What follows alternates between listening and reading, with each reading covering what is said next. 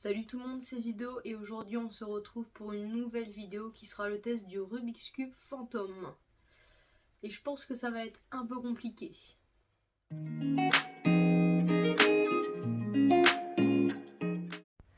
Donc en quoi consiste ce cube? Tout simplement, les couleurs ne se révèlent que par la chaleur. Par exemple, là on peut voir où j'ai posé mes doigts pour le tenir, donc comme ça. Et vous voyez que sur ces endroits-là, les couleurs apparaissent alors que sur les autres, non. Donc c'est un peu dans le même style que celui qu'on avait testé la dernière fois, donc le Rubik's Cube impossible où les couleurs changeaient selon comment on tenait le cube. Mais je pense que du coup celui-là ça va être plus simple, parce que celui-là vraiment au final j'ai quasi jamais réussi à le résoudre. Donc là je pense que ça va être plus facile. Donc ce qu'on va faire c'est qu'on va essayer de le résoudre ensemble. Donc déjà on va le mélanger.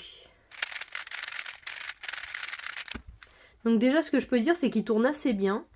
Donc ça c'est assez cool et maintenant c'est parti, on va essayer de faire apparaître les couleurs pour voir un petit peu notre face blanche.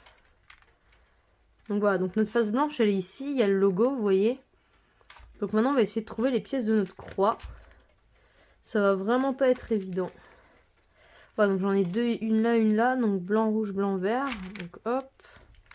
Ensuite là ça a l'air d'être du blanc aussi, donc blanc, orange. Et ensuite la dernière blanche.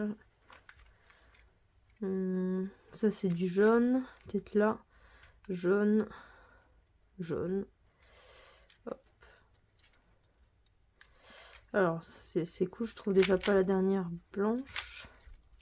Donc là on a blanc, orange, blanc, vert, blanc, rouge. Il reste blanc, bleu. Peut-être là. Bon, ça c'est, on dirait que c'est du orange. Allez, ici. Voilà. Donc hop. Donc la croix est faite, c'est bon. Allez, si on regarde bien, on a notre croix.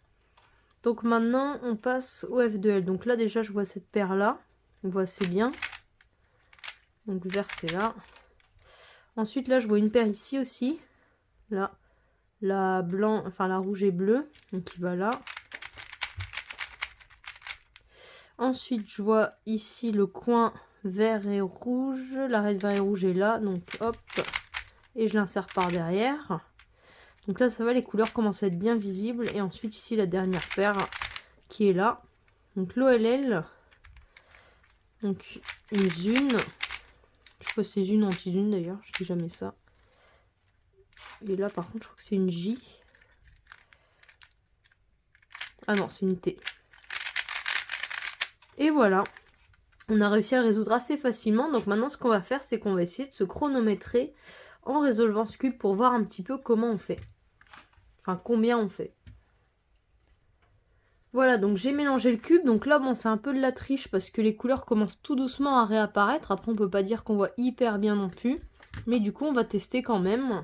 Voir combien on fait. Sachant que d'habitude je tourne à 12 secondes. C'est parti.